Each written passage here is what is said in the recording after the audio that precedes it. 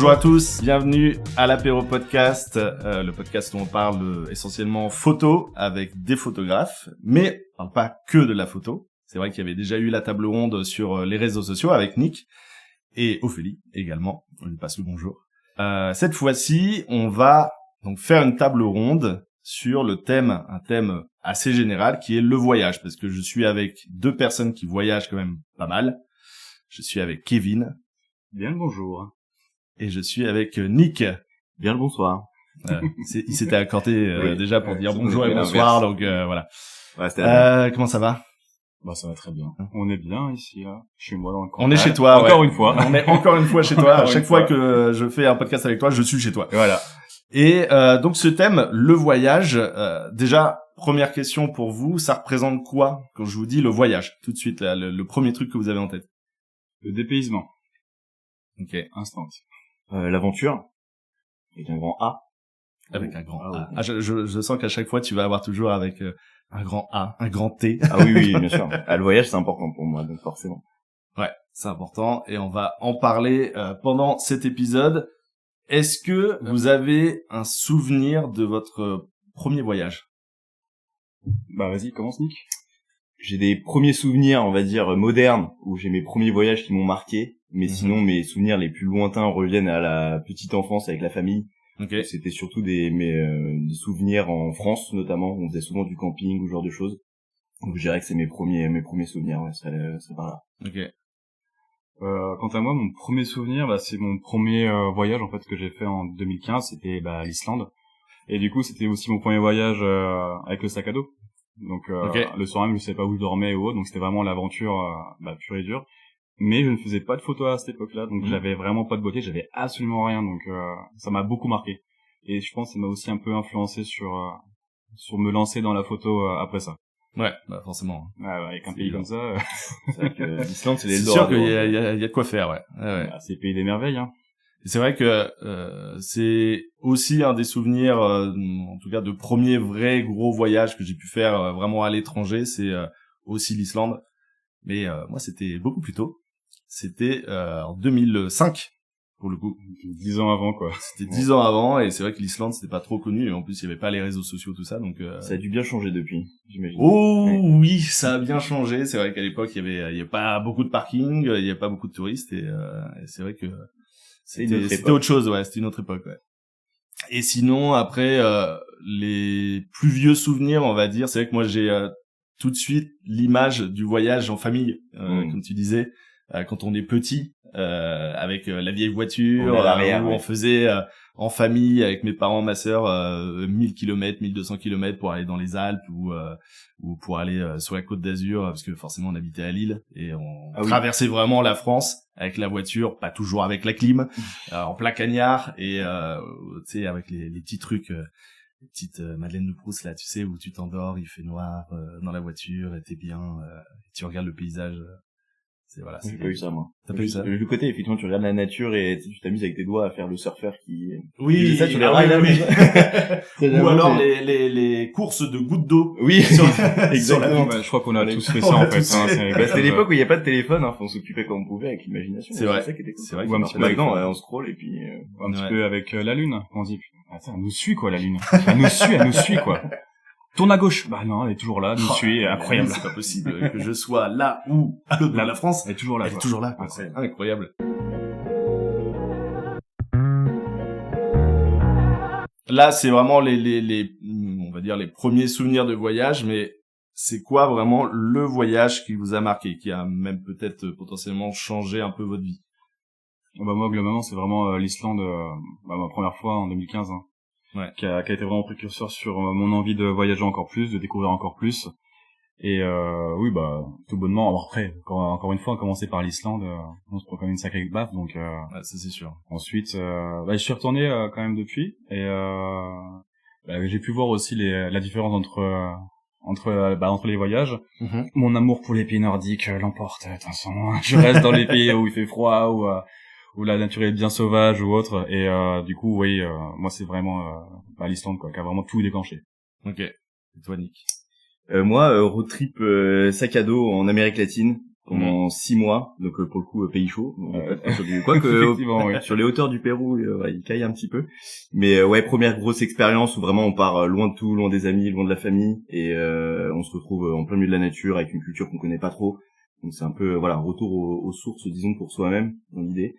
Premières expériences, premier côté découverte de la nature, c'est là-dessus que j'ai découvert la photo, on y reviendra peut-être après. Ouais. Mais première vraie expérience où on apprend à connaître l'humain, on apprend à connaître soi-même, on apprend à connaître les autres, et on sort de ce genre d'expérience avec étant quelqu'un de différent, quoi. Donc c'est sûr que le voyage ça apporte beaucoup aussi personnellement, et on découvre des cultures, on découvre moi je trouve que ça rend humble. Ça rend un peu plus humble de voyager. Ça remet les pendules à l'heure, disons. Ouais. On relativise sur beaucoup de choses. On se rend compte un peu aussi de la chance qu'on a en tant que Français d'avoir quand même beaucoup d'avantages. Oui. Et disons on se rend compte que le monde n'est pas forcément beau partout. Voilà, ça dépend de pas mal de choses. On apprend beaucoup des autres aussi sur l'aspect humain. Et on en sort grandi, quoi. Ouais. On en sort différent. Et toi, du coup? Je pense que le voyage qui m'a le plus marqué, ça restera quand même mon road trip aux États-Unis avec mon meilleur pote Adrien qu'on salue. Qu'on salue Adrien. À chaque podcast on va le saluer. Ouais parce que grand fan de cinéma lui aussi, hein, il est monteur vidéo, donc on a vraiment un amour pour le cinéma et le cinéma américain. Okay. Et ça, je pense que ça m'a beaucoup marqué parce que d'avoir vu beaucoup de films dans l'enfance, l'adolescence.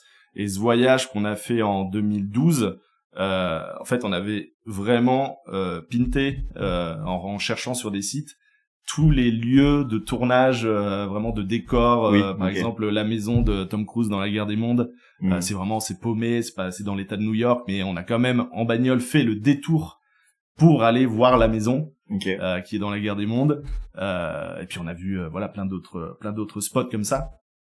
Et ça alliait, c'était vraiment un voyage qui alliait passion cinéma et road trip, aventure pendant quasiment 2 mois. Avec un grand A. Et on a vraiment la fameuse aventure avec un grand A. Qu'on salue exactement. La fameuse lettre A qu'on salue. Comme Adrien, ça marche. Et on avait fait New York, San Diego. Donc c'est vraiment traversé les États-Unis en totalité. Et c'était un voyage qui a coûté cher. Qui était pas beaucoup, à mon avis ça doit être beaucoup plus cher maintenant, mais c'était pas aussi pour voir un de tes courts-métrages? Il y avait effectivement mon court-métrage Cabin of the Dead qui était diffusé, qui était sélectionné au Comic-Con de San Diego. Donc c'était à la toute fin. Quand même. Ouais, quand même. Pardon, monsieur. Ouais, c'était sympa. À la toute fin du voyage. Et en fait, j'ai su qu'on était sélectionné une fois qu'on était arrivé à New York. Ah oui. Donc vraiment au point de départ de road trip. La cerise sur le gâteau, quoi. Oui, c'est ça. T'es à New York et 3 jours après, t'as un mail qui dit vous êtes sélectionné au Comic-Con de San Diego, vous avez les passes, venez. Oh c'était prévu qu'on y aille. Et du coup, pas dans ces conditions-là. Le but c'était d'acheter les passes et tout ça, mais du coup on nous les a offerts et on a pu avoir des petits privilèges, d'avoir le court-métrage diffusé dans le festival. Donc c'était très très cool. Franchement, je pense que c'est celui qui m'a vraiment le plus marqué. Et après, il y a d'autres voyages qui marquent différemment. Oui. C'est vrai que les États-Unis, c'est une culture assez proche de la France pour plein de raisons. Mais j'ai découvert aussi les États-Unis avec les grandes villes. New York, San Francisco, tout ça. T'as connu la Pampa aussi. Et j'ai connu aussi les États-Unis, vraiment l'Amérique profonde. Les rednecks. Et c'est totalement différent des grandes villes. Et ça te durait combien de temps ton trip? Presque 2 mois. Ah donc un bon voyage, quoi. 2 mois. Ouais, c'était assez long. Ouais. Mais bon, je pense que il y en a parmi vous qui ont voyagé plus longtemps que 2 mois quand même. Ah bah, toi déjà, Nick, ça a duré combien de temps? Moi c'était 6 mois à peu près. 6 mois, ouais. Mais j'ai pas fait plus encore. Ah, t'as pas fait plus encore. Encore. Ah non, c'est chose qui se prépare peut-être. Moi pas du tout. Hein. Moi c'est des voyages assez courts, au maximum 15 jours sur place, quoi. Ah oui. Ouais, c'est drôle justement d'avoir les deux facettes. C'est que toi, Nick, t'as quand même tendance à voyager. Quand tu voyages, c'est presque minimum 2 semaines. C'est un minimum. J'aime bien le 1 mois. Parce que ça te laisse vraiment le temps d'arriver, ça te laisse le temps de anticiper le retour aussi, et ça te laisse vraiment le temps de t'immerger bien, de prendre le temps d'eux. Alors que si t'es à 2 semaines ou en dessous de 2 semaines, t'as plus tendance peut-être à rusher un petit peu, et ce qui fait que t'as moins la possibilité de te dire ah tiens aujourd'hui j'ai envie de rien faire simplement par exemple parce qu'il t'as des choses à voir etc. Donc je préfère partir longtemps. Et c'est quand même bien aussi pour la récup au final hein. Parce que c'est fatigant de voyager mine de rien. Ah oui, parce que t'es tout le temps ça peut être vite fatigant. T'es tout le temps en mouvement, tu bouges tout le temps, il y a encore des découvertes et autres. S'il y a un petit moment de temps mort, hein, un temps calme. Ça fait quand même du bien. Les temps calmes sont pas les mêmes, moi. Et toi, t'es plus voyage long ou voyage court, toi, dans l'idée? C'est vrai que j'ai jamais fait de voyage long, mis à part celui-là, je pense que c'est celui-ci aux États-Unis qui a été le plus long. C'est quand même pas mal. C'est déjà énorme, hein. Mais en règle générale, j'ai toujours fait des courts séjours. C'est vrai que l'Islande, j'y suis allé plusieurs fois, mais c'était au maximum 14 jours. Okay. Après j'ai voyagé aussi au Vietnam par exemple, ou au Liban. Au Liban je suis resté 1 mois et au Vietnam je suis resté 2 mois et demi. Mais c'était pour le travail. Oui, ah d'accord. Voilà, c'était pour des tournages et tout ça, donc c'était pas du vrai voyage. C'est encore une autre manière au final. C'est une autre façon de voyager. Parce que, du coup, c'est notre approche pour le boulot. Ouais. Tu vois, t'es avec les locaux et autres, tu vois, donc c'est une autre approche, quoi. T'es avec les locaux, pour l'équipe avec laquelle je travaillais, donc, voilà, ils te guident un petit peu sur des endroits, que, en tant que touriste, t'irais pas forcément. Et l'avantage aussi, par exemple, au Vietnam, c'est que on tournait dans des, temples, qui étaient privatisés pour le tournage. Donc, on a quand même eu la possibilité de voir des temples, historiques, qui sont, que pour toi, t'as pas d'autres touristes et tout. C'est quand même pas dégueu. Mais c'est l'époque, et les États-Unis d'ailleurs, c'est pareil, c'est l'époque où je faisais pas beaucoup de photos. Donc j'ai très peu de souvenirs en images de ces périodes-là. C'est dans la tête. Oui, c'est c'est comme pour moi avec l'Islande, c'est que j'ai presque pas d'images. Mais j'ai plus de souvenirs de 2015 que quand je suis retourné en 2018. Ah, c'est vrai? Alors qu'en 2018, j'avais mon boîtier, j'avais fait des photos, mais j'ai beaucoup plus de souvenirs de ma première fois en Islande, quoi. Ouais, parce que ça t'a peut-être plus marqué. Ah oui, parce ça, que c'était pas la même manière. J'avais mon backpack, je faisais me déplacer en autostop, bivouac et tout, c'était vraiment en full autonomie. Et aussi parce que c'était l'un de tes premiers voyages. Voilà, je pense que les premiers gros voyages marquent peut-être plus que ceux qu'on fait après, ouais. Complètement, ouais. Après, ça dépend aussi des expériences qu'on vit et les destinations, mais bien sûr. Je rebondis juste sur ce que tu disais, Nick, où justement toi t'es plus à partir, dans l'idéal 1 mois. C'est quelque chose que je voulais vraiment dire aussi dans ce podcast, c'est que on a une forme, enfin vous, parce que moi je vis pas de la photo, mais tous les deux vous vivez de la photo, vous êtes photographe et vous avez un peu ce privilège aussi que des personnes qui vont peut-être écouter cet épisode n'ont pas, c'est-à-dire que quand on travaille en CDI, on a 5 semaines par an. Il suffit qu'on ait des enfants, de la famille ou quoi que ce soit, on va pas forcément prendre 1 mois de vacances pour partir visiter un pays. Là où justement en tant qu'indépendant, les photographes, vous avez cette possibilité là. Ouais. On peut pas justement partir hors période de vacances scolaires, donc billets d'avion qui sont moins chers, etc. Et en fait c'est une espèce de cercle vertueux entre guillemets où tout est fait pour qu'on puisse voyager au maximum.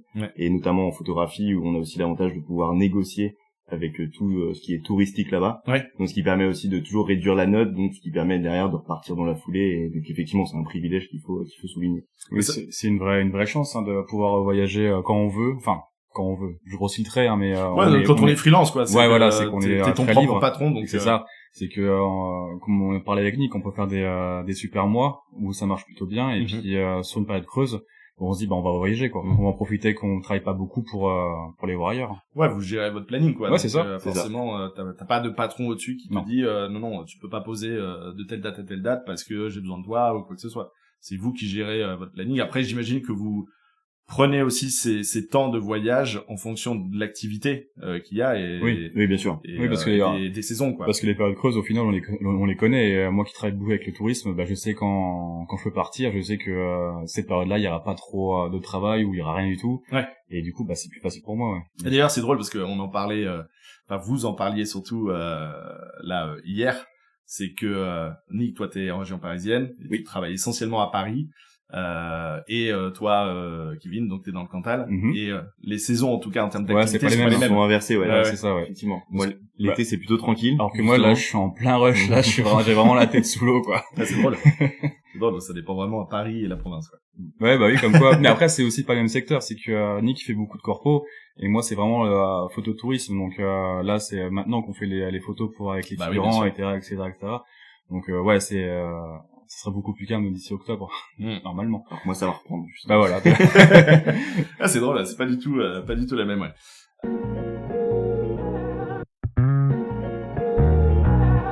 Tu disais, Nick, que quand tu voyages, tu négocies des choses, voilà, avec des prestataires. Je sais pas. Est-ce que tu peux expliquer un petit peu pour que les gens ils puissent comprendre un petit peu aussi des avantages que peuvent avoir justement des créateurs, des photographes, des vidéastes par rapport à ça? Alors moi dans l'idée, moi je suis un gros passionné de l'image, donc j'aime travailler avec l'appareil photo dans les mains et dans tout type de secteur, que ce soit auprès d'un restaurant et faire des photos culinaires, que ce soit au niveau de l'automobile avec une voiture. Ouais. Et donc dans le sens sur un voyage, moi j'essaye toujours d'aller au moins cher possible. Et du coup le moins cher possible, donc il y a deux solutions, c'est soit vivre le voyage un peu à l'arrache entre guillemets, donc dormir dans des voitures, dormir avec sa tante dans la pampa, etc. Sauf que bien sûr tu peux pas le faire partout.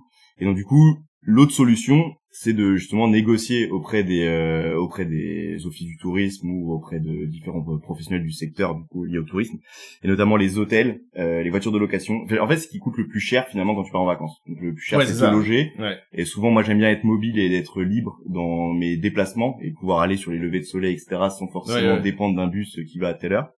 Donc du coup c'est vrai que mes prios sont plus d'aller négocier avec les hôtels et avec la voiture de location en priorité. Donc déjà ça permet de réduire la note. Ensuite moi ça me permet de aussi travailler ma créativité simplement dans des domaines que j'ai pas forcément l'habitude de faire en région parisienne. Et finalement après bah voilà, on voyage à moindre frais. C'est ça te permet vraiment de réduire tes coûts. Ton voyage te coûte beaucoup moins cher que si t'avais absolument rien fait. C'est exactement ça. Ouais. Après c'est vrai que plus le temps passe, par contre il y a un peu un revers du bâton dans l'idée où par contre du coup on passe quand même pas mal de temps parfois à créer du contenu sur quelque chose qui est hors voyage, et c'est là-dessus où je commence à limiter un petit peu. Des fois je préfère mettre la main au porte-monnaie et puis dire tant pis, mais au moins je suis libre de faire ce que je veux. C'est ce que j'allais dire, parce que j'ai déjà fait des voyages comme ça où tu vas dans un hôtel, tu négocies un petit peu le truc, t'as la chambre qui est offerte, mais la contrepartie c'est tu dois passer 1 heure, 2 heures à faire des photos dans l'hôtel. Bon, c'est 7 heures ou c'est 2 heures. C'est du temps que tu ne passes pas à aller faire une rando ou à aller visiter quelque chose voilà qui est proche quoi. Après c'est un petit compromis. Moi je sais que j'ai négocié un pourcentage pour les locs de voitures. C'est souvent le cas que tu leur proposes quelques photos ou quelques stories, enfin de la pub, de la communication, de la promo, et qu'en échange à 15-20%, et mine de rien ça fait quand même le taf quoi. Donc mais ça c'est la location de voiture. La location de voiture, quand on fait un road trip, la voiture c'est un peu une personne avec qui on part quoi. Oui, donc, clairement, c'est clair. On va prendre quelques photos, mais là je parlais vraiment plus des hôtels où hôtels, je trouve que c'est le plus problématique, parce que les hôtels souvent ils veulent pas forcément des photos des chambres, mais des photos des services, et les photos des services du coup c'est les repas. Et donc les repas par exemple du soir, il faut être là pour l'apéro à 18h, sauf qu'à 18h il y a le coucher de soleil en simultané. C'est un peu plus contraignant. Et c'est là où il faut que ça arrive une première fois pour dire OK, là je suis passé à côté de mon voyage parce que trop de collabs pour payer moins cher. Mais en fait quel est l'intérêt finalement? Donc c'est là-dessus, il faut y aller un peu avec des pincettes et profiter des avantages, mais pas non plus surfer sur ça. Je suis plutôt du genre maintenant à raquer quoi. Il faut à payer et à plus avoir de contraintes justement à devoir faire des prestations, devoir oui, parce que l'objectif étant de vivre le voyage avant tout quoi. Ça reste la priorité, donc travailler c'est bien, mais profiter c'est quand même mieux. Complètement. Parce que c'est quand même la base du projet quoi. Quand on part en vacances, c'est vraiment de profiter quoi. Donc si on peut éviter de travailler, c'est cool. Complètement. Et justement ça vous vient d'où ce besoin de voyager? Est-ce que vous savez oui, alors il y a un avion qui passe au-dessus. Il y a même deux avions. Ils aiment bien ici. Salon du Bourget. Ça vous vient d'où ce besoin de voyager? La découverte. Moi c'est vraiment moi je suis quelqu'un de très très curieux. Ouais. Et quand j'étais plus jeune, je lisais quand même pas mal de bouquins, et on en parlait hier, mais moi mes premiers bouquins c'est Cro-Blanc, c'est À l'appel de la forêt, tout ça, donc j'avais mon imaginaire qui s'est développé, et en fait je voulais voir de mes propres yeux quoi. Et du coup c'est par rapport à ça que je me suis lancé dans les pays surtout nordiques, parce que c'est vraiment T'es pas encore allé en Alaska? Non, mais franchement ça commence vraiment ça me démange. Ça me démange beaucoup, ouais. Et en fait c'est juste voir entre ce que j'imaginais et la réalité, parce que voir les différences ou autre quoi. Ouais. Et c'est comme ça que ça m'a motivé à découvrir des nouvelles cultures, des paysages grandioses, quand je pense Lofoten ou autre, c'est juste incroyable. Et du coup j'aime bien vérifier en fait, c'est ce côté entre l'imaginaire et le réel. Ouais. Que je trouve super intéressant. C'est ce que je trouve le plus intéressant pour le voyage, c'est justement de découvrir d'autres cultures, d'autres façons de vivre, d'autres façons de penser les choses. Et voilà, moi j'ai pas fait l'Amérique latine, toi tu l'as fait, voilà, certains pays scandinaves. que t'as fait Kevin, voilà, c'est vraiment des cultures complètement différentes. Oui, c'est sûr. Et c'est ça qui est hyper intéressant. C'est aussi de se confronter à vraiment autre chose, à un autre mode de vie. Oui. Pour voilà, se rendre compte de certaines choses et du confort aussi qu'on peut avoir en France. Exactement. Mais c'est aussi ça en fait que dernièrement, enfin ça fait 2 ans que j'ai ça en tête, mais en plus Nick qui m'a conforté dans cette idée-là, c'est de faire Kyrgyzstan, Ouzbékistan, Mongolie, etc.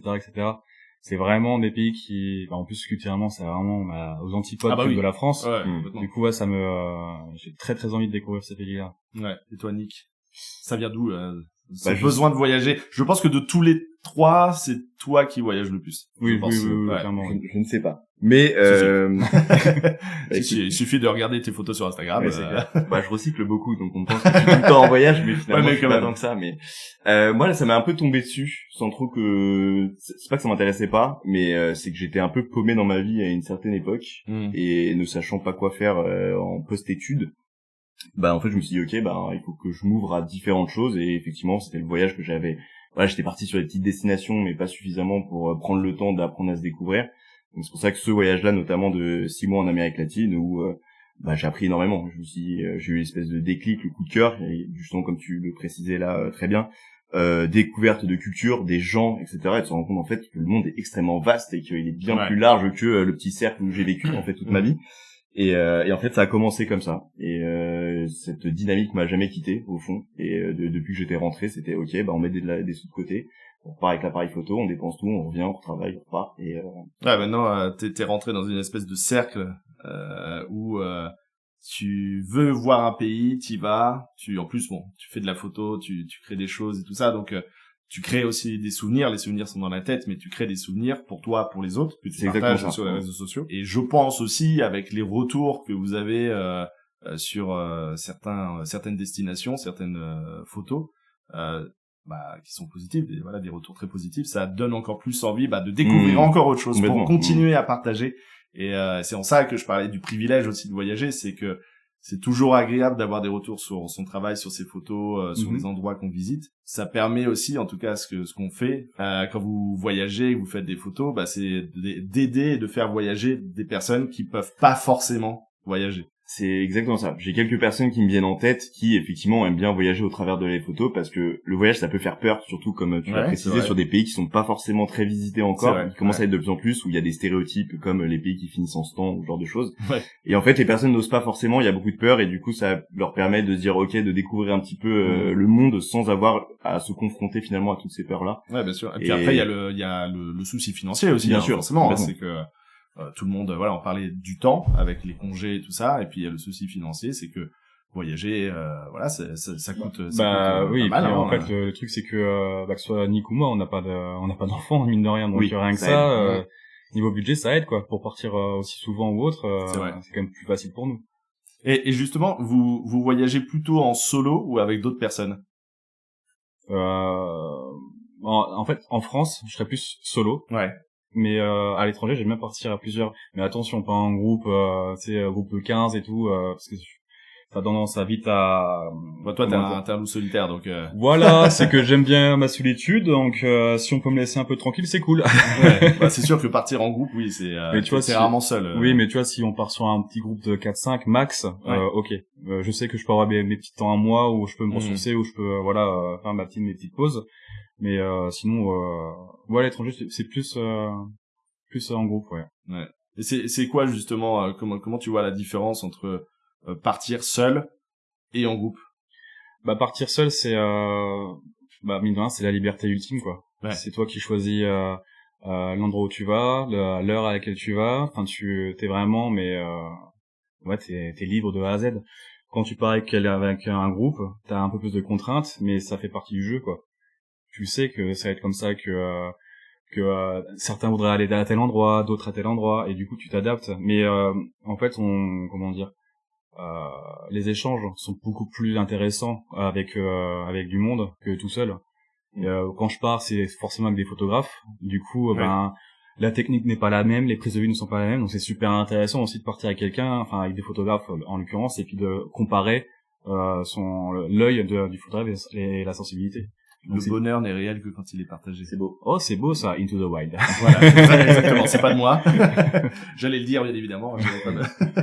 Mais ouais, de partir en solo, je l'ai déjà fait aussi. Pareil, hein, pas à l'étranger, mais oui, voilà, c'est pareil, voilà, c'est vraiment en bivouac à la montagne. Et c'est vrai qu'il y a un côté un petit peu spirituel aussi. Exactement. C'est une espèce d'introspection, de se retrouver seul face à la nature. C'est pas évident. C'est vrai que les premières fois, je me rappelle d'une rando, lac de Montagnon que j'ai fait tout seul. Et déjà il y a ce truc de tu galères, t'as un gros sac, ça monte, voilà, je sais pas combien de dénivelé, voilà. Oui, sur, et il y a sur 5 km. Il y a un moment quand même, tu te dis pourquoi je le fais. Enfin, tu t'insultes. Il y a personne sur les montées. Il y a personne qui peut me motiver. C'est très très dur de se motiver. Voilà, quand il y a un effort comme ça à faire, quand on est seul, très très difficile de se motiver, moi je trouve. Alors que quand on a refait Montagnon, du coup ensemble. Beaucoup plus simple. Beaucoup plus simple parce qu'on était, on était 4 à monter et du coup c'est plus facile de se motiver pour dire allez c'est bon après 5, et du coup oui je comprends tout à fait Et c'est vrai que c'est dur, mais par contre une fois arrivé en haut il y a une espèce de la récompense ultime, calme. Enfin on est seul donc c'est calme, on peut un peu, il y a une espèce de méditation justement, on est très introspectif. C'est à la limite spirituel quoi. Enfin, on est face à la nature on déconnecte et tout. Et le silence. Moi je trouve que c'est ça aussi qui change et qui diffère vraiment par rapport à quand on part en groupe, c'est ces moments de silence. C'est ce que je voulais dire. Qui n'existent pas vraiment quand on est en groupe parce que même quand c'est beau, le silence, on regarde un coucher de soleil par exemple, on est 3-4, ça va durer quoi? Ça va durer 5 secondes, on va regarder le coucher de soleil. Et à un moment, soit on va sortir une connerie, ou qui va parler, ou qui va parler, ou dans tous les cas, voilà, il y a quelqu'un qui va intervenir. En fait, c'est une question d'équilibre. C'est que moi, je sais que j'adore la solitude, j'adore être seul, mais j'ai aussi besoin de ces moments de partage, comme là, quoi, en fait. Tu vois. Ouais, bien sûr. Mais pour mon équilibre interne, j'ai vraiment besoin d'être seul, et j'ai aussi besoin de partager. Mais tu vois, par parcimonie, quoi. Ouais. Et avec ça, pour moi, c'est parfait, quoi. C'est vraiment le truc que je recherche. Et toi, Nick, tu pars rarement en solo. T'es quand même plus avec quelqu'un ou avec un groupe. Effectivement. Je suis plus parti toujours avec des gens, mais du coup là, pour rejoindre un peu Kevin là-dessus, je recherche peut-être un peu plus le côté introspectif et dépendre que de moi-même entre guillemets, sans pour autant être parfaitement égoïste. Mais c'est vrai que j'aime. Là, je me suis confronté justement l'année dernière à mon premier bivouac solo, alors que pour le coup j'en ai fait quand même un petit paquet des bivouacs, et là c'était la première fois que je le testais. Et j'ai effectivement aimé ce côté solitude, et je sais qu'on en a parlé hier, mais ne serait-ce que par exemple lire un livre, je trouve que c'est le meilleur moment où le faire. Se poser. C'est ça. En fait, s'il y a un moment où lire un livre, c'est quand on est tout seul en pleine nature avec sa tante, quoi. Et c'est vrai que plus le temps passe, et plus je pars sur quelque chose d'un peu plus solitaire. Mais pour autant, je reste aussi convaincu que partager les choses, c'est très sympa aussi. Faut partir avec les bonnes personnes aussi. Ça c'est un autre gros sujet, je pense. Ça c'est un sujet parce que je pense qu'on pourra faire un podcast à part entière sur ce sujet-là. Sur les humains. Un podcast le thème humain. Les humains. Que pensez-vous des humains? Non mais c'est vrai. Pour ou contre. Non mais tu touches vraiment quelque chose, c'est que c'est hyper important de partir avec les bonnes personnes. C'est que ça peut vraiment changer complètement ton voyage. Si tu pars avec des personnes avec lesquelles tu peux avoir des conflits ou même sans parler de conflits, mais juste des personnes avec qui il n'y a pas forcément des affinités qui vont se créer ou tu me crochus. C'est ça, ou il n'y a pas le feeling ou des discussions ou pire, ça peut arriver. Sur des clashs. Il y a déjà des photographes qui m'ont parlé de ça, qui sont partis dans certains pays avec des gens qu'ils connaissaient pas trop, des amis d'amis par exemple, et avec qui ça a pas matché, et juste ça a créé des débats de vie, sur la politique, sur plein de choses. C'est problématique parce que ces personnes-là m'ont clairement fait comprendre et m'ont dit que ça avait complètement gâché leur voyage, quoi. Oui, je pense que pour les deux parties finalement tout est gâché, et c'est là-dessus où je pense qu'il faut forcément tester avec des gens, et au fur et à mesure on trouve son petit groupe aussi. Moi je sais que j'ai une bonne poignée d'amis en fait aujourd'hui avec qui j'aime partir, parce que aussi bien sur le côté créa que sur le côté humain on s'entend vachement bien, et c'est là où en fait le partage il est exceptionnel, quoi. Et ça c'est important aussi pour tous les trois qui aimons pendant nos voyages créer, faire de la photo, faire de la vidéo, c'est d'être avec des personnes qui sont sensibles aussi à ça. Bien sûr. Parce que si tu pars avec des personnes qui n'ont aucun rapport à la photo, aucune sensibilité, à la vidéo, aucun affect, tout ça, quoi que ce soit, toi tu vas avoir envie de créer, la personne qui t'accompagne on n'aura pas la patience, ou elle va pas comprendre, et puis du coup tu peux gâcher son moment à elle. Exactement. Mais je trouve que c'est là-dessus aussi où c'est bien une personne justement qui n'est pas du tout dans l'image, parce que ça permet de, quand c'est ton métier justement et que tu fais déjà ça un peu au jour le jour, bah de vraiment un peu déconnecter, de se dire ok, elle a peut-être raison cette personne de prendre le temps de regarder le coucher de soleil et de mettre simplement l'appareil photo de côté et de se dire ok, ressourçons-nous au moment à l'instant T. Ça permet de te recadrer un petit peu aussi quoi. Et je trouve que c'est de plus en plus ça de lâcher l'appareil pour vraiment contempler ou juste profiter d'un instant. Avant j'étais un petit peu un chien fou à prendre tout et n'importe quoi en photo. Je pense qu'on a été calmé. Je pense qu'on a été pareil. C'est la sagesse des trentenaires, ça. Je pense. Ça. Non mais c'est vrai, il y a un certain stade où effectivement où tu te rends compte que bah tu voyages un peu à travers l'objectif. Et en fait tu reviens de ton voyage. Alors oui, t'as plein de souvenirs, t'as plein de photos, t'as créé beaucoup de choses. Mais en fait les souvenirs c'est pas forcément que ça, c'est pas forcément des paysages, c'est aussi des rencontres, c'est aussi des moments passés avec telle ou telle personne. Après, ce sont des instants, c'est tout ça, quoi. C'est des instants, ouais, complètement. Et c'est vrai que si tu restes tout le temps pendant ton voyage derrière ton appareil photo ou ta caméra, tu rates peut-être des choses. Oui, 100%. Ouais. Donc c'est là-dessus où en fait chaque voyage, je trouve, a son but. Il y en a où ça va être justement, on va faire du contenu, justement, c'est l'occasion d'eux, et inversement d'autres où là, bah, on va laisser un peu plus. C'est ma fameuse question. Ouais. Non, mais que je pose à chaque fois, c'est, est-ce que tu voyages pour, est-ce que tu voyages pour faire de la photo ou est-ce que tu fais de la photo pendant tes voyages? On va pas Oui, moi j'ai répondu dans le podcast. Voilà, sur cette... J'ai pas écouté ton podcast. Et bah, juste après, on éteint tout et tu vas l'écouter.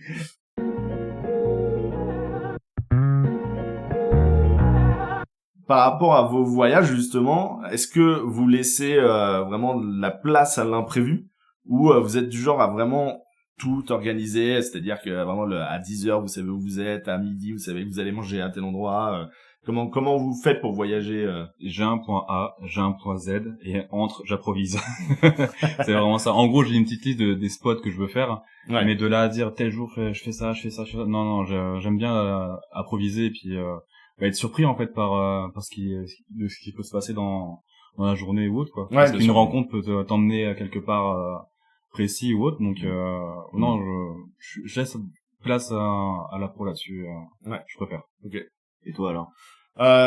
Ouais, bah, en fait, je suis un peu pareil, c'est que oui, t'as un début, t'as une fin. Je reprends par exemple le voyage aux États-Unis. Il y avait forcément, c'était sur presque 2 mois. Tu sais où tu arrives, où tu démarres le road trip. Tu sais, globalement, quand même, un road trip comme ça, tu l'improvises pas totalement parce que c'est des milliers de kilomètres que tu fais en voiture. Ça a des coûts. Tu loges dans des motels ou des choses comme ça. Donc, t'es obligé quand même de te créer des points de chute. Donc, c'est vrai que nous, pour ce voyage, c'est ce qu'on avait fait. C'est qu'on avait fait des points de chute sur les grosses villes. New York, Philadelphie, Washington, Chicago, Yellowstone, voilà, et puis après toute la côte ouest et tout ça. Donc on avait quand même réservé en avance des motels ou des hôtels parce que bah quand tu vas à Chicago, tu vas pas planter ta tente à côté du lac Michigan, c'est un petit peu compliqué. Est-ce que quelqu'un a déjà fait ça? Sûrement. Donc c'est possible. Oui, c'est peut-être possible. Mais bon, moi perso, je tenterai pas. Voilà, en tout cas, c'est ce qu'on avait fait, des points de chute. Par contre, on se laissait beaucoup de marge sur des choses potentiellement à voir dans le trajet, et c'est vrai que garder une liberté quoi. Voilà, c'est ça, c'est il y avait des trajets des fois de 12 heures entre Chicago et Sioux Falls par exemple, c'est une route droite, c'est 12 heures, mais pendant ce trajet on s'est arrêté sur le bord de la route, on a parlé à des gens, en tout cas voilà, c'était un peu l'idée, c'est tiens, on a vu ça serait cool d'aller le visiter. On va le visiter. Et une fois arrivé sur place, des fois, on trouve, il y a aussi des belles surprises, quoi. Donc, tu découvres des choses. Je me rappelle, je prends l'exemple, par exemple, à Chicago, où, il y avait un festival de jazz, enfin, Chicago Blues Festival. Donc, c'était du blues.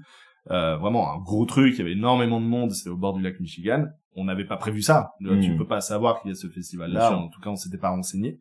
On avait pris l'hôtel à Chicago. On va à ce festival. Et on se pose sur l'herbe, on écoute et tout, et on a fait connaissance d'une fille qui habitait à Chicago.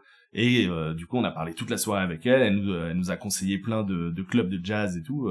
Donc c'est cool, quoi. Et c'est ces moments-là qui sont super précieux, qui sont vraiment importants en voyage. C'est les rencontres, les discussions, les opportunités, avec les gens. D'où l'intérêt, justement, de l'imprévu, c'est de se perdre un petit peu. Oui, c'est ça, exactement.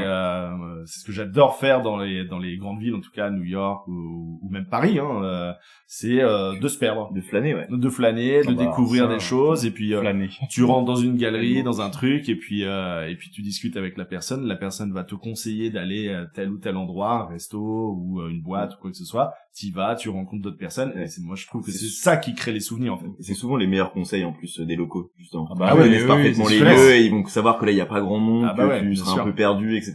Et c'est là où c'est les meilleures expériences. Ouais, bien sûr. L'art de se laisser porter. C'est beau. Faut vraiment qu'on écrive toutes les phrases. On fera un recueil. On va écrire un recueil des plus belles phrases de mon podcast. Nick, toi du coup, l'imprévu, est-ce que tu t'organises vraiment? Après, il y a certains voyages, on avait discuté pendant ton podcast, c'est qu'il y a des voyages comme qui nécessitent un peu, Kyrgyzstan. On va dire que tu le dis à l'anglaise. Je l'ai dit à l'anglaise, moi. Kyrgyzstan, voilà, des pays comme ça où faut quand même, c'est pas des pays qui craignent, mais faut quand même les organiser un petit peu plus en amont. Il y a des bons petits réflexes à avoir, disons, voilà, comme des visas ou ce genre de choses simplement. C'est ça. Mais c'est vrai que non, moi, je vous rejoins complètement sur toute la ligne. C'est vrai que généralement j'ai mon arrivée, mon point de départ, et après voilà une petite liste des spots que j'ai absolument envie de faire. Mais après, on est toujours pas à l'abri d'imprévus, d'un pneu qui crève, d'une météo qui était finalement pas si clémente le jour J. Donc faut adapter, quitte à se dire ok, bah là c'était pas fou, je reviendrai le lendemain, puis c'est pas grave, et on adapte, je trouve. Et c'est ça qui permet de jouir de sa liberté d'une certaine façon. Alors que si c'est trop acté, etc., et que dès qu'il y a le moindre pépin, tout vient à se décaler, et c'est la panique, en fait. Ouais, c'est ça. Donc c'est là-dessus où il faut prévoir un minimum, mais pour autant, il faut se laisser bercer par la vie et par là où elle nous amène, quoi. Ouais. Et quand c'est trop planifié, il y a du stress et de l'anxiété qui arrive en jeu en plus, tu vois. Oui. Parce que si t'as prévu une visite ou autre, tu vois, bah tu dis t'es là, faut que je sois là-bas absolument. Enfin, tu vois, c'est moi j'aime pas, franchement. Ouais, tu prends un peu moins de plaisir. Ouais, voilà. Et ouais, comme tu disais, du stress, quoi. Tu sais qu'à telle heure tu dois arriver à l'auberge ou quoi que ce soit. Alors que le voyage étant surtout fait pour déstresser, pour prendre le temps de déconnecter, donc si au final ça devient plus stressant que le boulot, par exemple, à quoi bon voyager Ah ouais, complètement. Et est-ce que justement de voyager ça a changé quelque chose en vous? Bah je pense que ça m'a rendu encore plus calme. Surtout quand tu voyages en solo. Ouais, c'est ça. De base je suis quelqu'un de très calme, hein. Mais je pense que les voyages en eux-mêmes m'ont fait un petit peu relativiser de ce qui se passe un petit peu dans le monde. Et la planète est quand même remplie de merveilles, de pépites, de perles. Et du coup ça m'a fait ça me rend plus cool, plus détente. Ouais. Et du coup j'applique ça dans mon quotidien. Donc alors des fois c'est pas c'est pas très bon d'être chill, mais en soi je pense que ça m'a vraiment calmé, quoi. Okay. Apaisé, je dirais même. Apaisé. Ok. Ouais, tout pareil, hein. J'ai envie de faire un copier-coller de ce que tu viens de dire. Aucune personnalité. C'est vraiment mon modèle, en plus. Mais, non, effectivement, moi, comme je le disais au début du podcast, je savais pas trop où j'allais dans la vie, donc en fait, je me suis découvert en voyage. Donc c'est là où je dois un profond merci, déjà, au voyage.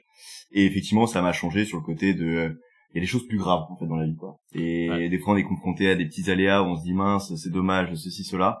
Mais en fait on se rend compte que derrière il y a des gens qui littéralement n'ont rien mais offrent tout. Et c'est là où on se dit ok Nico, on va relativiser parce que là ce qu'on vit c'est pas si grave. Et c'est souvent ça en plus, hein. Dans les pays on va dire les plus défavorisés où les gens n'ont pas forcément beaucoup de moyens. C'est souvent ces gens-là qui sont beaucoup plus généreux, qui sont prêts à t'offrir le gîte, t'offrir un repas. Et à partager avec eux. C'est vraiment de l'altruisme pur. Il y a pas le côté de on offre le gîte pour que tu fasses il y a rien, on n'attend rien en retour. Ouais, c'est ça. Il y en a certains, ça arrive parfois, on va pas se mentir. Mais pour autant, la plupart, effectivement, c'est vraiment juste de la profonde bienveillance, quoi. Et juste, on veut être gentil avec toi parce qu'on est content que ce soit notre pays et qu'on veut que tu aies la meilleure image de ouais, c'est ça. Ouais, complètement. Je pense que ça m'a apporté, de l'humilité. Ça m'a apporté aussi, j'ai voyagé dans certains pays où ça m'a fait prendre beaucoup de recul. Quand j'ai fait le Liban, le Vietnam, j'ai vu des choses qui sont pas forcément cool. Je pense que vous aussi vous avez vu dans certains pays des trucs qui sont pas très joyeux. Oui. Et c'est vrai que tu rentres et tu dis j'ai quand même de la chance, quoi.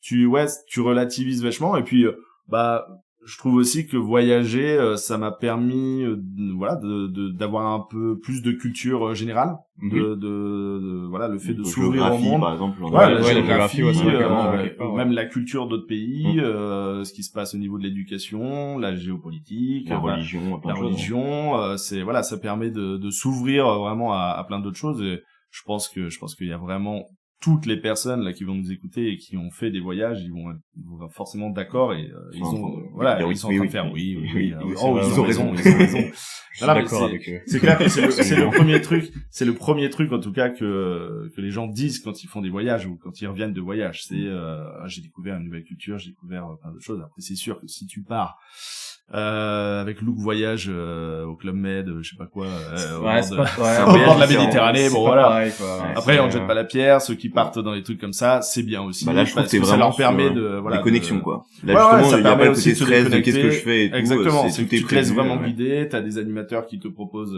des choses à faire, des jeux ou quoi que ce soit. C'est sûr que aussi c'est bien de le faire ce genre de voyage quand tu as des enfants. Moi qui ai 2 enfants aussi, c'est vrai que qu'on salue qui n'écouteront certainement pas mais tu voyages vraiment différemment quand t'as des enfants. Voilà, tu prends moins de risques, on va dire. Et c'est pour ça que je ne jette absolument pas la pierre aux gens qui font des voyages dans des tours opérateurs, des trucs tout organisés en club vacances et tout ça. J'ai fait du camping paradis avec les filles. Mais non. Non, mais c'est. Il y a une petite marque. En tout cas, c'est ce que j'essaye en tout cas et avec Ophélie, c'est ce qu'on essaye vraiment d'inculquer aussi à nos filles. C'est il y a plein de manières de voyager. Tu peux te poser à un endroit dans un club vacances, profiter, te décontracter, vraiment de déstresser total, de vraiment tu penses à rien. Le seul truc auquel tu penses c'est j'espère que ce soir il y aura du poulet à la cantine. C'est ton seul truc. Et ça, et en même temps, on a aussi envie de leur montrer que tu peux faire des road trips. On a fait un road trip en van et tout ça. Il y a plein de manières de voyager. Tout autant que de personnes, quoi. Parce que chacun a un peu plus sa manière de voyager. Effectivement, il n'y en a pas une qui est meilleure que l'autre. Il y en a juste une qui te convient mieux qu'une autre, quoi. Exactement. Il faut que je l'écrive. Écris-la.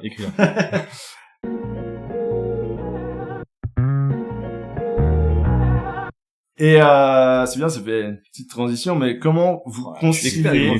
T'es fort. Vous êtes balèze. C'est pas ton 3e épisode, Je suis habitué maintenant. 3e épisode de podcast, ça y est, t'es rodé. Non, mais ça, c'est un sujet important, quand même, parce que je pense qu'il y a beaucoup de gens qui voient les photographes, les créateurs qui voyagent pas mal. Il y a cette conscience écologique. Oui. Comment justement vous conciliez votre passion du voyage, de la photo, de la création avec la conscience écologique, quoi, parce qu'on le sait, quand on va à l'étranger, c'est de l'avion, on sait que l'avion maintenant on sait que ça pollue beaucoup. Où on prend la voiture, on prend des vannes et tout ça pollue aussi. Comment vous voyez ça, vous? Je vais faire une crise existentielle. Non, moi ça fait un petit moment que j'ai pas voyagé, ça va faire presque 2 ans. OK. Et depuis 2 ans, je me concentre vraiment sur la France. Parce que mine de rien, il y a de quoi faire aussi en France. Terrain de jeu, ouais, on a le plus beau pays du monde et je suis fermé au débat. Et fermé au débat. Je veux même pas discuter. Et oui, mais c'est sûr que qu'on y pense à notre impact écologique sur l'environnement, sur la planète et tout. Et même si on fait tous les efforts du monde, malheureusement, je pense que qu'on finit par polluer d'une manière ou d'une autre, quoi. Il y aura toujours, effectivement. Personne n'est parfait, malheureusement. Ouais. Après, je pense qu'il est important, c'est tu peux voyager. Je pense que tout le monde est à peu près d'accord là-dessus. C'est que faut quand même que chacun fasse un effort. Bien sûr. Au niveau écologie. Mais c'est au quotidien, c'est pas forcément pour le voyage, quoi. Voilà, exactement. Si c'est un peu le truc de bonne conscience. C'est-à-dire que c'est ça. Tu fais déjà un peu des efforts au quotidien, donc si t'as envie de voyager, oui, tu prends l'avion, mais à côté, en contrepartie, t'as quand même, fait des choses qui ont aidé justement à l'écologie, quoi. Donc c'est un sujet compliqué parce que oui, on a la part de responsabilité aussi. On montre des beaux paysages sur les réseaux sociaux, ça peut amener certaines personnes à vouloir découvrir ces pays-là et du coup à polluer encore à plus, contribuer à un peu plus de pollution. Mais c'est vraiment un cercle vicieux en fait sur les réseaux, quand on partage un endroit ou autre. Moi je sais que je mets pas le spot en question. Tu localises pas jamais, ça c'est j'aime pas. D'ailleurs petit message à ceux qui vont m'écrire, je ne balance jamais les spots, je n'ai pas envie, je n'influence pas. Moi non plus.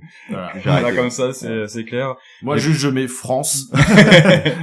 Débrouillez-vous. Sauf contre un billet de 100 €, on peut négocier. Tous monétiques. Mais du coup oui, vu que on a une part de responsabilité quelque part quand on poste une photo.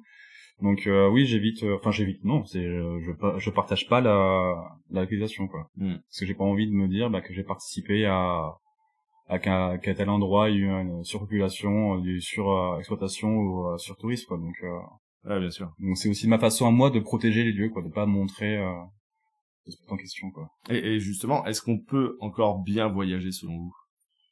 Bien avec sûr. justement l'affluence des réseaux sociaux, tout ça. Je pense que oui, parce qu'il y aura toujours une manière différente de voyager. Par exemple, les Dolomites, pour citer cette destination, qui est très très touristique. Bah pour le coup, quand je l'ai fait avec mes potes et que c'était en haute saison, même l'Indonésie. Enfin bref, j'ai plein d'exemples en tête comme ça.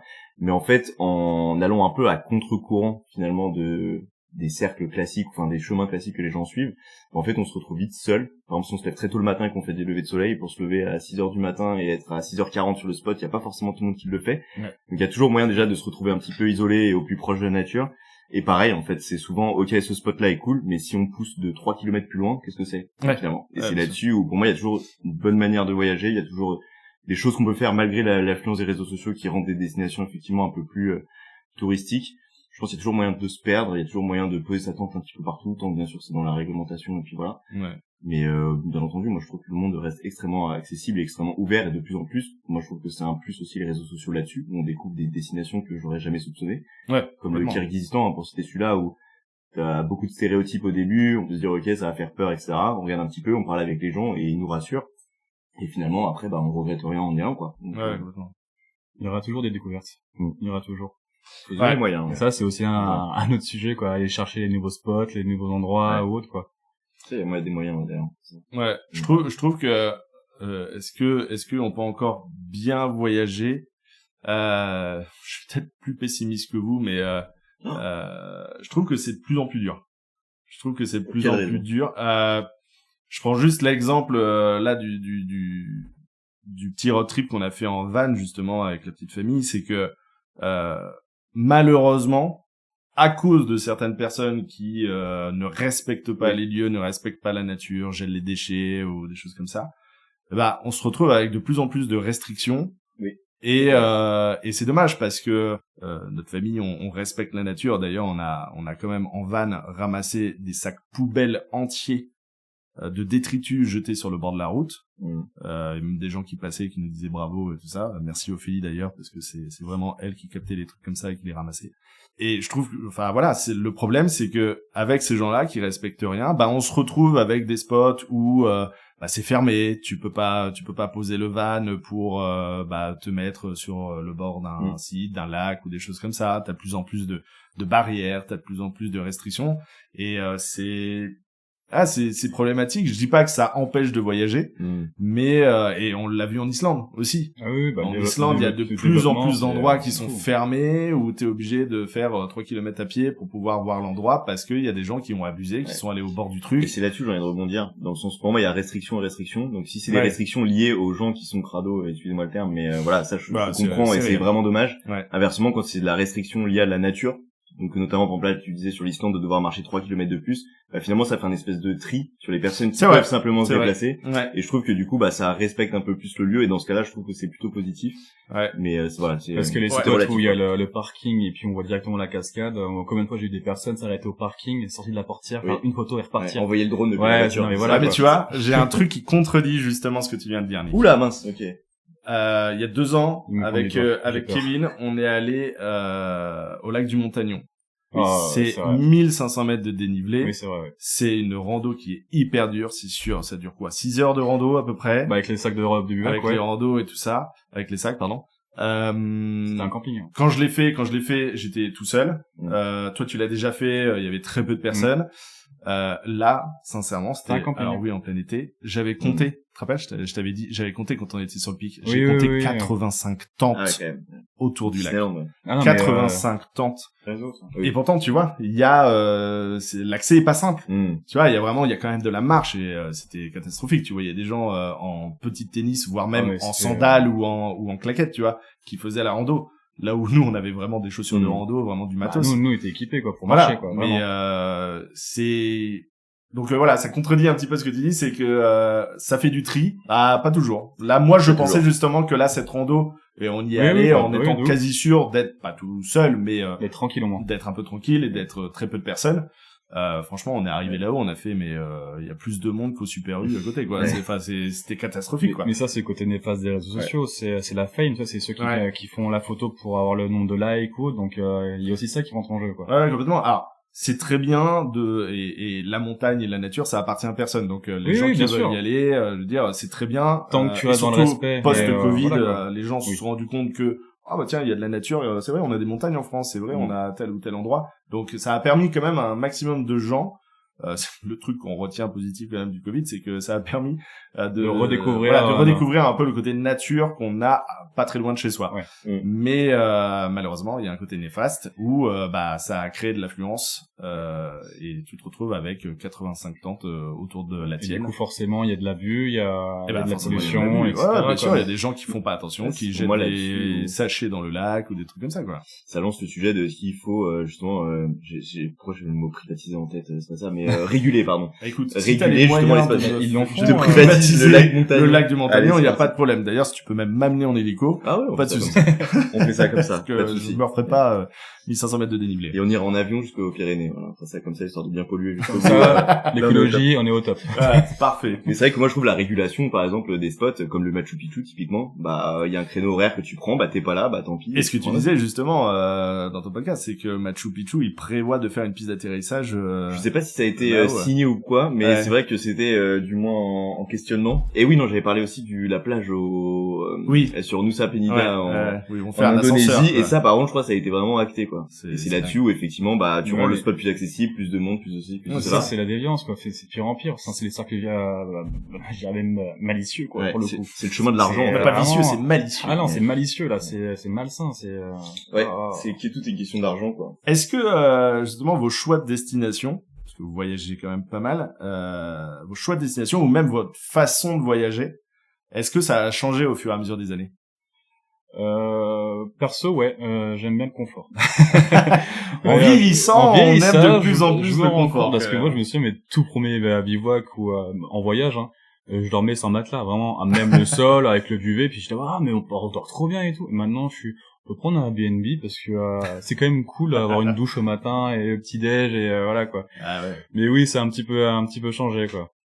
Mais j'aime bien en fait faire les deux. C'est si je peux faire 2 jours de bivouac, un BNB pour se reposer et puis prendre la petite douche qui fait du bien et autres. Oui, tu parce vois. que quand tu pars, tu commences à poker, quoi. En bivouac, oui, voilà, ça commence à sentir un peu. Ouais. Mais du coup, j'aime bien même quand je fais des treks, j'aime bien un petit peu couper pour le confort, quoi. Ouais, bien sûr. Mais ça, c'est je pense en vieillissant. Non, je suis pas d'accord parce que pour le coup, j'ai quoi, 1 an de moins que toi. Commence pas. Ouais, pardon, je suis un petit peu plus jeune. Et non, pour le coup, moi, ça change pas là-dessus. J'ai envie de dire, tant que le corps suit, je suis encore sur le côté d'aller, donc comme je disais au début du podcast, au moins cher possible. Et donc, du coup, c'est le plus souvent à l'arrache. Et donc, c'est dodo en voiture, voilà, tant pis pour le corps et puis sa santé, on va dire. Et c'est vrai que pour le moment, en tout cas, je priorise les destinations où le corps doit suivre. Donc, c'est-à-dire où il y a beaucoup de marche, beaucoup de rando, où voilà, faut se taper des 130 km de piste, on sait pas trop où on va, voilà, parce que pas de confort, quoi. Et je pense que je garderai justement le côté confort pour plus tard, quand genre par exemple des safaris ou ce genre de choses, je sais que ce serait peut-être plus encadré, plus facile entre guillemets. Ah, c'est quand même un peu plus compliqué au milieu de la savane de te mettre en tente. Ça a déjà dû être fait, je pense. Mais oui, faut ça s'est transformé en fait divers, à mon avis. En gros, ce qui veut dire, c'est qu'il fera des croisières. Tu vois. Voilà, sur les énormes bateaux là qui polluent bien. Un mois à traverser l'Atlantique. Mais voilà, disons que ça évolue dans le sens où effectivement avec l'âge forcément je suis un peu moins d'énergie avec le temps, mais pour le moment voilà ça va, donc je continue de voyager à ma façon, mais j'imagine qu'elle évoluera dans les prochaines années, quoi. Ouais. Et toi alors, avec ton âge là? Avec mon grand âge et également des soucis de santé, forcément la façon de voyager est plus du tout la même. J'ai ressenti cette différence d'envie aussi de voyage. Je sais pas, ça devait être à 35 ans, un truc comme ça. 35, 36 ans. Vous y êtes pas encore. Non, on n'y est pas encore, j'ai de la marge. De quoi tu parles? C'est tellement loin. Non, mais c'est vrai que j'avais tendance à vouloir vraiment faire du road trip. Voilà, l'Islande, j'ai fait plusieurs fois. Je dormais dans la voiture, ou dans la tente par -20. Voilà, il y a des voyages un peu comme ça à l'arrache. Et c'est vrai qu'en vieillissant, oui, t'as de plus en plus envie du confort. Non, après, je suis assez d'accord avec ce que tu disais, Kevin. C'est plutôt agréable d'allier les deux. C'est-à-dire que, c'est bien de faire des bivouacs, de dormir en tente et tout ça. Et en même temps, voilà, d'avoir de temps en temps le confort. Et je pense que ça dépend aussi, oui, de la destination. Bien sûr. Oui, c'est ça. Il y a des destinations qui se prêtent beaucoup plus à réserver des B&B, des hôtels, ou des choses comme ça. Et des destinations où elle est plus à l'arrache, on va dormir dans la voiture, c'est pas grave, on s'en fout. De toute façon, on dort 5 heures parce qu'il y a le coucher de soleil, le lever de soleil. Bien sûr. Ou dormir en tente. Voilà, il y a un côté aussi aventure avec un grand A. Et Adrien, Et Adrien. Le retour. Non, mais c'est voilà, le voyage, c'est ça aussi. En tout cas, c'est, je pense à tous les trois, notre vision du voyage, c'est synonyme aussi d'aventure. C'est de l'aventure et c'est de faire quelque chose que tu fais pas au quotidien. Donc oui, l'hôtel c'est bien avec le confort et tout ça en vieillissant, mais de temps en temps t'as envie aussi de te retrouver entre guillemets en difficulté dans l'inconfort et de te retourner la nuit plusieurs fois parce que ton matelas est pas agréable et voilà. Mais en fait c'est ça que j'aime dans les bivouacs ou dans les treks, c'est que tu te prives de confort, et quand tu retrouves ne serait-ce qu'une douche ou un lit, tu te dis mais c'est incroyable, alors que tu l'as au quotidien et tu te rends pas compte, tu vois. Et c'est pour ça que j'adore lier les deux. Si tu passes 2 ou 3 jours de galère et tu retrouves un B&B ou un hôtel, tu te dis c'est quand même pas mal. Et là tu prends vraiment savourer les choses. Voilà, exactement. Perso, je trouve que ce truc-là que tu dis, c'est vraiment la douche. Ah oui, c'est la douche. Quand tu fais 4-5 jours de trek bivouac, vraiment, bien transpiré, ça sent bien le yak. et que respect pour tous les yaks, hein. Voilà, on respecte les yaks, il y a vraiment pas de problème. Et tous les autres animaux d'ailleurs.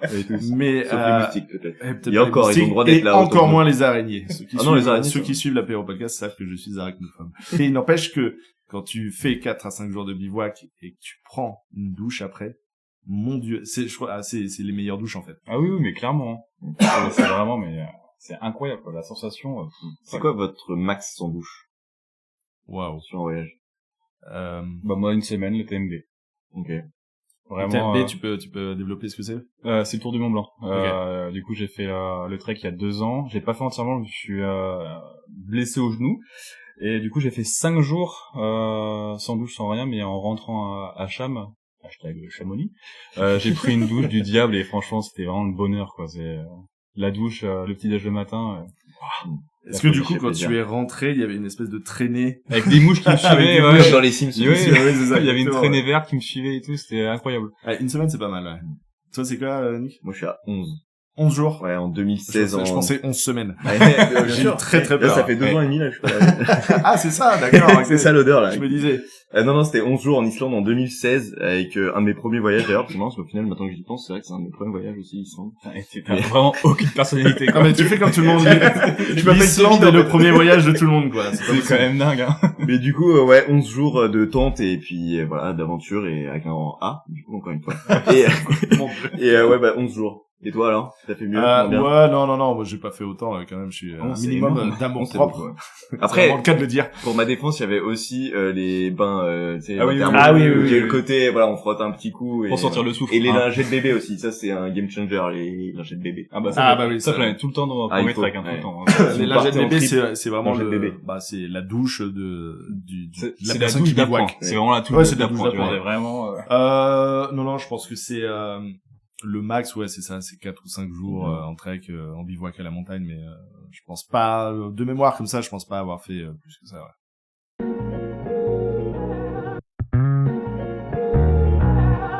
Est-ce que vous avez vraiment une anecdote ou plusieurs petites de voyages que vous souhaitez raconter un petit peu, parce que c'est vrai que les voyages, ça crée beaucoup de souvenirs. Souvent d'ailleurs, les anecdotes, c'est des galères, parce que ça c'est le truc aussi, il faut en parler. Pour le thème du voyage, c'est que voyager, ok, les bons souvenirs, les choses qu'on visite, ok, mais ce que je trouve en tout cas ce qui revient à chaque fois quand tu repenses à un voyage, c'est la galère, le truc vraiment bien problématique qui t'a mis dans l'embarras au moment M. À l'instant T. À l'instant T. C'est un peu plus joli que le moment M. Donc c'est sur le moment tu rigoles pas. Sur le moment c'est vraiment galère. Et par contre, après, avec le recul, c'est le truc que tu retiens le plus et t'en rigoles après parce que voilà, c'est du passé, quoi. Est-ce qu'il y a des choses comme ça, vous vous rappelez? Moi, j'ai pas eu de grandes galères là-dessus. Franchement, je suis un petit peu chiant parce que j'ai pas eu de problème ou autre. Le seul, peut-être, dans les îles Féroé, où on a pris un ferry pour changer d'île. Et en fait, en sortant, on était les premiers à sortir du ferry. Et on fait, 20 mètres, on crève, direct. Ah ouais. Et là, en fait, t'as toutes les voitures du ferry qui nous ont passé devant. Là, c'est en mode, salut. Et nous, C'était bien, ouais. Et là, putain, bon, on va changer un peu. Mais en gros, tu vois, c'est le seul truc qui me vient à l'esprit comme ça, niveau grosse galère. Enfin, encore, c'est pas une grosse galère, hein, c'est rien du tout. Mais sinon, ouais, on va dire que j'ai de la chance. Je touche du bois, hein. Pour le moment, c'est ma plus grosse galère, on va dire. Ok. Donc ça va. Et même sans parler de galère, t'as une anecdote de voyage? Moi, l'anecdote que j'aime bien sortir, c'est j'ai raconté pour déjà pour le premier apéro de podcast, c'est j'étais en Islande et en Islande on dort dans un camping et en fait on surveillait les aurores boréales le soir. Et en fait je vois un début qui commence dans le ciel et puis moi c'est une des premières fois que j'en voyais une, donc je commence à péter un plomb, aurore boréale, et je cours dans le réfectoire où il y avait tout le monde, donc tous les clients, donc il y avait tout le monde, tu vois. Et là je sors Northern Lights, c'est comme ça, et puis t'as les locaux, ils me regardent en mode ah ouais, comme un lundi, quoi. C'est mais vraiment dans son balance. C'est vraiment qu'est-ce qu'il veut ce touriste. Et t'as tous les touristes qui ont fait un mouvement de fou, qui est sorti voir le tout début des aurores boréales, quoi. Et c'est ça qui m'a fait rire, en fait, le décalage entre mais nous c'est normal, quoi. Ça c'est un peu c'est nos pigeons, tu vois. Vraiment on a l'habitude. Et du coup c'est ce décalage là qui m'avait fait rire, enfin qui m'avait vraiment surpris, quoi. Mais au final c'est normal quelque part. J'ai une petite anecdote partagée avec toi, Kevin, lors d'une rando. Oh non. Non, mais c'est pas une galère, c'est juste le petit truc, tu sais très bien de quoi je vais parler, mais c'est très drôle et c'est un truc qu'on sort encore maintenant. Alors c'était quoi? C'était il y a un petit bois, il y a 5-6 ans, ouais, je pense, 6 ans, à peu près. 6 ans facile. On faisait une randonnée au lac Consater, qui est du côté de mémoire de Saint-Lary-Soulan. Dans cette vallée-là, dans les Hautes-Pyrénées, et c'était une très très grosse rando, et le but c'était de dormir, il y a 3 petits lacs au sommet. On est arrivé là-bas, hein, donc c'était vraiment superbe. Mais pendant la montée, à ce moment-là, on savait pas que ça allait durer aussi longtemps. Oui, parce que et que ça allait grimper autant. Parce qu'à notre défense, quand on l'a commencé sur la carte, c'était marqué 4 heures, un truc comme ça, ou 3 heures de marche. 3 heures de marche, ouais. Donc on se dit 3 heures, ça va, c'est tranquille. Mais au bout de 3 heures, il y avait quand même 1200 mètres de dénivelé. Okay. Et c'est vrai qu'au bout de 3 heures, là, donc le temps limite et où normalement on aurait dû arriver en haut, on se rend compte qu'on est on est même pas à la moitié, quoi. Ah, d'accord. Mais à ce moment-là, on le sait pas. On le sait pas. Hein. Et on croise un berger qui descend et on lui pose tout simplement la question c'est encore loin. C'est vraiment avec la sueur. C'est la fameuse question, quoi. C'est encore loin. C'est encore loin. Et il nous répond à cette fameuse phrase qu'on sort encore maintenant. Une paire d'heures. Une paire d'heures. Une paire d'heures. Donc déjà, moi, j'avais jamais entendu cette expression, si ça en est une. Et en plus de ça, c'est qu'on l'avait mal compris. Quand il a dit une paire d'heures, on s'est dit, une heure. Sauf que non, une paire d'heures. C'est ça. Minimum, quoi. Et ça c'était la petite anecdote. Et du coup, on a mis 3 heures, donc même pas une paire d'heures. On a mis vraiment 3 heures pour arriver au sommet. Oui, c'est ça, on a fait 3 heures, plus 3 heures pour arriver en haut, donc mais au final, une des plus belles randos. Ouais, franchement, c'était magnifique aussi, quoi. Est-ce que t'as une anecdote moi j'en ai une galère. Je vais plutôt partir sur les galères. Tu l'as dit, c'est partage les galères. C'est les mésaventures. Montre aux gens que les voyages c'est pas que tout rose et des beaux paysages. Que le beau, mais effectivement. Ah, exactement. C'est pas que Instagram. C'est exactement ça. Non, effectivement, puis c'est les mésaventures qui font des aventures avec un grand A. Je lâche pas le morceau. C'est pas possible. J'ai mentionné mon intoxication alimentaire au Pérou dans mon podcast où c'est très bien, merci Nick, ça permettra aux gens de switcher à la fin de ce podcast et d'aller voir les... Je l'ai pas écouté, ce podcast. Vu que c'est la 3e fois que je suis là, moi, tu vois, je suis un peu habitué sur le côté, les process, les transitions. Ouais, c'est très bien, tu fais les transitions, les gens, ils vont switcher d'un épisode à un autre. Exactement. Merci. Et du coup, en termes de mésaventures, c'était en 2022. En Norvège. Je me suis lancé dans une rando qui est la rando pour le sommet de Hornelen, qui est la plus haute falaise d'Europe, en gros. Je crois que t'as une chute de 800 ou 900 mètres de haut, un truc comme ça. Bref, et en fait en Norvège, souvent tu pars d'un fjord donc qui est au niveau de la mer, et tu montes. Ou ça, c'est vraiment la rando, elle démarre, bim, direct. C'est exactement ça. Ouais. Et sauf qu'en Norvège, la météo du nord, donc souvent il flotte, etc. Donc en fait trajet très compliqué pour y aller au niveau bout, au niveau voilà, pas trop. C'est une rando qui est pas très connue en plus, donc t'as pas forcément un beau balisage, et bref, peu importe. Et en fait, je me suis tordu la cheville à peu près à 100 mètres du sommet. Et du coup j'ai attendu un peu sur place voir ok est-ce que ça gonfle, etc. Donc bien sûr ça a gonflé, voilà. Et en fait j'ai dûu du coup retaper toute la descente, donc soit à peu près 800 mètres de dénivelé je dirais, avec du coup une entorse au niveau de la cheville. Et heureusement que j'avais mes bâtons de marche, parce que d'habitude je prends pas de bâtons, et là je m'étais dit bon la rando a l'air compliquée, on va quand même prendre les bâtons. Donc j'ai pu voilà. Et sur cette descente, je me suis refait 3 fois la cheville dessus, malgré le fait que j'essaie de poser le pied un minimum, et en fait j'ai fini littéralement en PLS et en pleurs à la fin. Tu m'étonnes. De douleur, j'en pouvais plus. Et en fait pour la petite histoire, du coup vu qu'on était à 100 mètres du sommet avec mes amis, je leur ai dit vous allez-y. Moi, je commence à descendre. C'est vraiment partez sans moi. C'est exactement ça. Continuez. Partez sans moi. Je suis foutu. Moi, je suis foutu. Et du coup, en fait, eux, ils ont fait les 100 mètres restants. Moi, j'ai commencé à taper la descente. Et sauf qu'en fait, il y avait plus que 100 mètres. Où, voilà, ils ont mis plus de temps que prévu. Puis après, il y a le côté de profiter du spot une fois là-haut. Voilà. Donc moi, j'étais en train de faire ma descente. Et bien sûr, sur la descente, en train de pleurer. Et du coup, sur la fin, j'avais ni eau, ni bouffe. J'avais plus rien. Et j'étais vraiment en train de chialer tout seul dans la nature. En PLS. Et ça, je vois tellement comme ça en PLS. Horrible. Et c'est vrai que c'est là-dessus où une fois que je suis arrivé à la voiture, j'ai posé mon sac. Donc là, mes potes, ils m'ont rejoint peut-être 20 minutes plus tard finalement. Et autant dire que ça a été un espèce de souffle de j'y suis arrivé. Donc j'étais d'un côté, j'étais fier de moi de me dire ok, voilà, soulagé de dire ok, maintenant je suis en sécurité.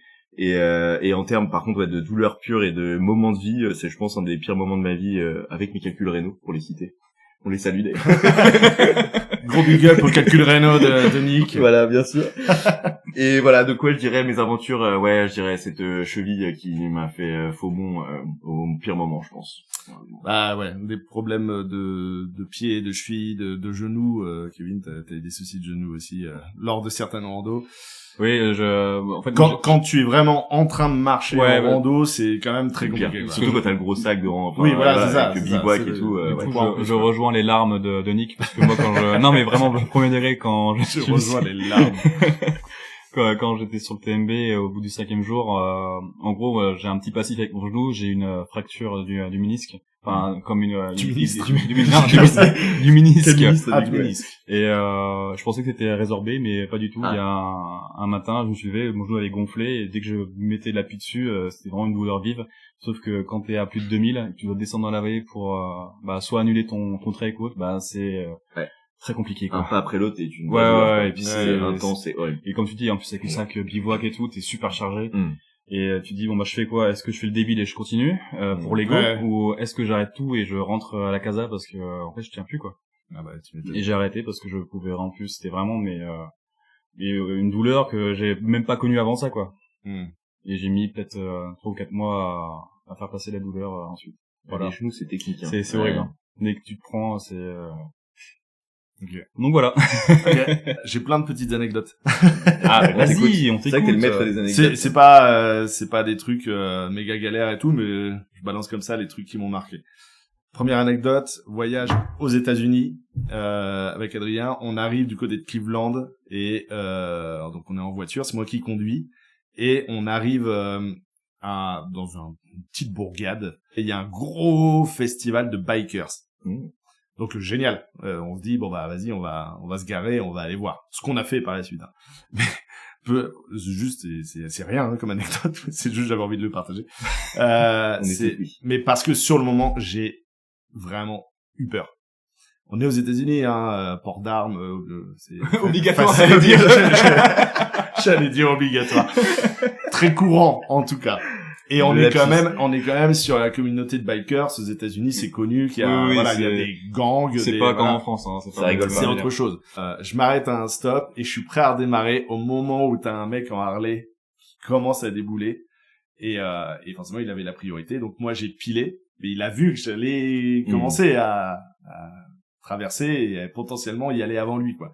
Il m'a juste fait avec ses doigts en roulant, avec vraiment ses cheveux en arrière, ses tatouages, ses gros muscles et tout ça. Juste le petit signe comme si il me tirait dessus. Ah putain. Avec le doigt, là, comme s'il avait le doigt sur la gâchette. Voilà, j'ai eu très très peur. Je me suis même dit à ce moment-là, on s'en va.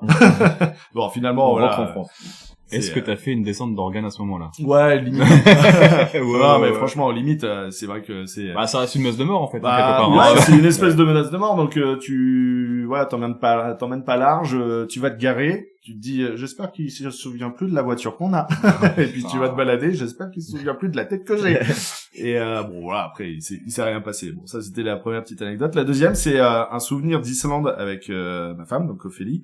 Et c'était... Qu'on salue. Oui. Qu'on salue. Bonjour Ophélie. Ophélie avec un O. Un grand O. Un grand O. Et c'était en 2017. Donc on va en Islande et c'était 2017, c'est vraiment la période juste avant que ça commence vraiment avant vraiment que ça explose l'Islande. C'était juste avant Coupe d'Europe, je crois, où les Islandais s'étaient fait bien connaître avec le clap. Voilà, exactement. D'ailleurs, on avait vu la différence entre 2017 et quand on y est retourné en 2018. Et là, du coup, en 2017, on voulait aller voir ce fameux endroit, ce fameux spot, vous le connaissez, c'est l'avion qui est crashé, l'avion militaire qui est crashé sur la plage de Sable Noir. Et du coup, à ce moment-là, bah, t'as rien. T'as pas de parking, t'as pas de panneau. On avait juste une indication sur le guide du routard. Et qui disait... C'est là.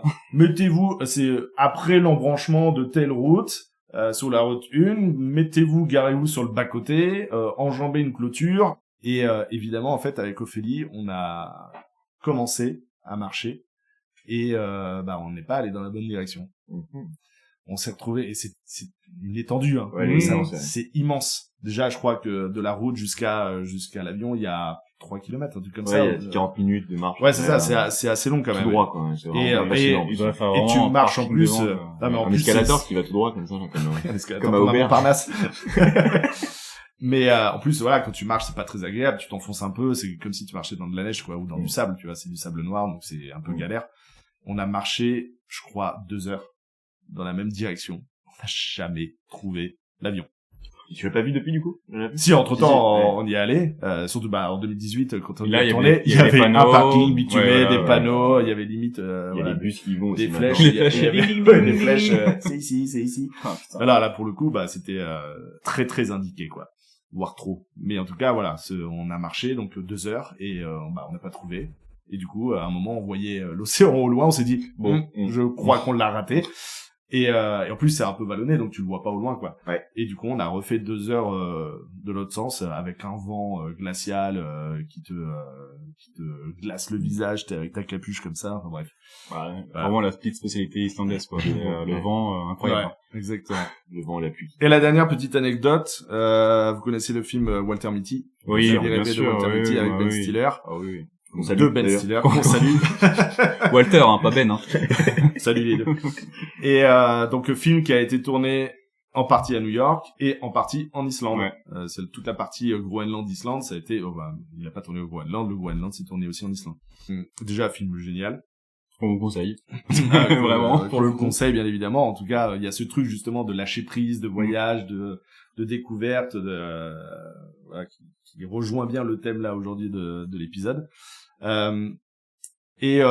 Pour moi, c'est une vraie anecdote et ce film, c'est un peu un petit truc à moi parce que avec Adrien, quand on est allé au road trip aux États-Unis, qu'on salue aussi, c'est ça que t'as oui, j'ai vu son regard. Ouais, aussi, j'ai vu le regard.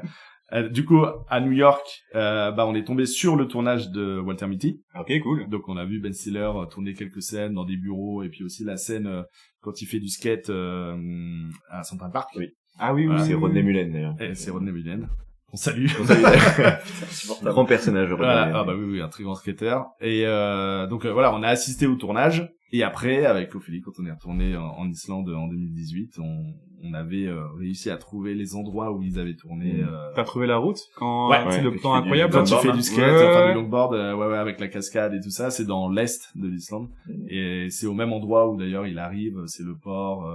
D'accord. C'est le port de à quel côté de non, c'est beaucoup plus à l'est. C'est vraiment limite au nord-est. Ah oui, d'accord, ok. Et on a fait tous les endroits justement là où pareil où il décolle en hélico. D'ailleurs, si vous voyez le film, ça n'est pas un bar, c'est un magasin de vêtements. Choqué, déçu. Déçu. Voilà, en tout cas, c'était la dernière petite anecdote. J'ai pas des anecdotes de fou avec des vraies galères. C'est vrai que j'ai jamais eu de grosses galères, je touche du bois, qui prouvent quand même que je suis très raisonnable en voyage et que je suis assez prévoyant, et même quand il y a de l'imprévu, je fais toujours attention. Bon, en tout cas, merci beaucoup à tous les deux. Je vous souhaite plein de beaux voyages et de découvertes à venir. La même chose et même plus pour toi avec ta santé, hein. Oui, et puis, on essaye d'oublier ça et on bouge quand même. Il faut. C'est plus important. Merci beaucoup de nous avoir écoutés. J'espère que cette table ronde sur ces thèmes-là vous aura plu. N'hésitez pas à suivre donc Kevin sur Instagram energie.vagabonde. Lui-même. Et Nick Instagram Nick-MGE. Et moi. Et dans tous les cas, vous pourrez retrouver toutes les infos sur les podcasts à venir en story à la une sur mon compte Vince Temple. Et je vous dis à très bientôt et bon apéro. Ciao, ciao, ciao, ciao.